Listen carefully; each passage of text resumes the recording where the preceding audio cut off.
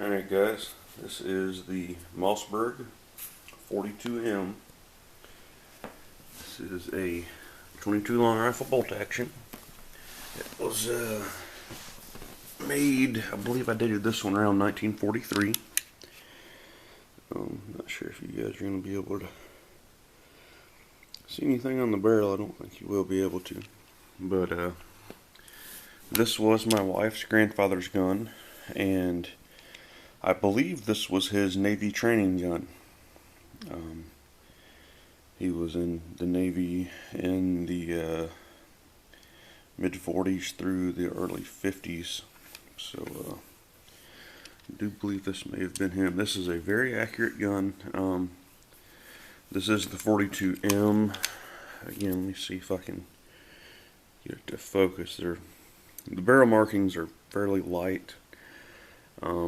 When I first got it, it had been hanging in his shed for a very long time and had a layer of rust, or more so, I guess dust that had kind of rusted into the barrel. You can see with the rear sight removed, that's the original bluing there.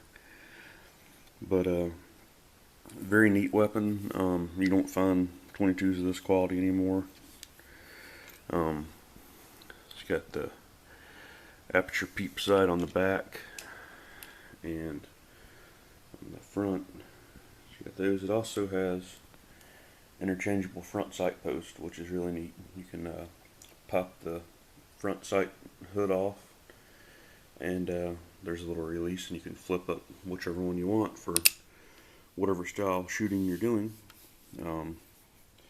Has a 7-round removable magazine. It's supposed to have a bolt that goes right here that allows you to shoot 22 shorts out of the mag. The bolts both were missing out of this one, and they're like $30 a piece whenever you can find them. So when we shoot shorts out of it, we just single load them. Other than that, I noticed the bolt handle was actually a piece of wood. It had the original bolt cover and bolt handle on it when I got it, and they were lost during a move. So I mean, it kind of sucks, but I mean, this works just as good. The trigger on this weapon is very nice. It's got an adjustable trigger. You just adjust it with an Allen wrench, and I mean, no creep. This gun is empty with the bolt up, and it just it just broke just then. I mean, it's really light. Another interesting feature is you've actually got a spare magazine in the buttstock, which is kind of cool. I do have the original leaf sight, but me and my wife shoot with the aperture rear sight, which is adjustable windage and elevation on the fly. You just loosen up the side screw here and do whatever. And you can also, if you want to go back to the leaf sight, you can just fold this out of the way and tighten it back up. This is an original Mossberg number 4 sight. You may notice I'm missing a screw out of it. My camera does not like me today. Safety on the rear. Safe. All the way to the right's fire. A cocking indicator. It's actually drilled and tapped for a scope. This is a very nice rifle. I see them going for, anywhere from $300 to $500 depending on the shape and condition. I'm not sure what I would rate this one at, but it's just never going to be sold anyway.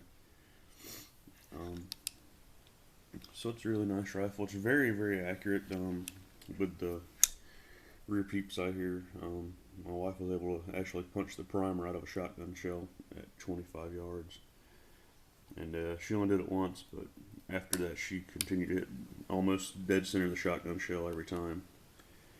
And 50 yards, it'll group the size of a quarter. So I mean, for its age, it's a very accurate gun. It likes the slower bullets like the Remington Thunderbolts, stuff like that, just because that's more of the quality and velocity of ammo that was around in the mid-40s, early 50s when these guns were being produced. These guns, they look the same, the 42s, the 44s, and I believe the 46s. If you look at them from a distance, pretty much this whole area, the receiver area, will be the same. I know one of those models is tube fed, and one of them actually has up here where this actually folds down into like a vertical grip handle, which is sort of neat for something that old to have the what everybody considers now the tactical 4-in grips. So, but just wanted to give you guys a look at this gun. This is the gun that I shot in the popping steel video.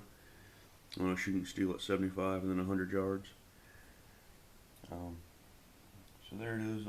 If you'd like to know more information on the front sight system and stuff like that, if you have one of these and are looking at getting one of these, just message me and I'll give you a more in-depth look at it in another video. Not much to it. Like I said, the wood quality, you just don't find any quality like they made back then today, unless you go and spend $600 and $800, and even then the quality's marginal. Alright guys, thanks for watching. Please vote, rate, subscribe, all that other good stuff. And I'll keep the videos coming.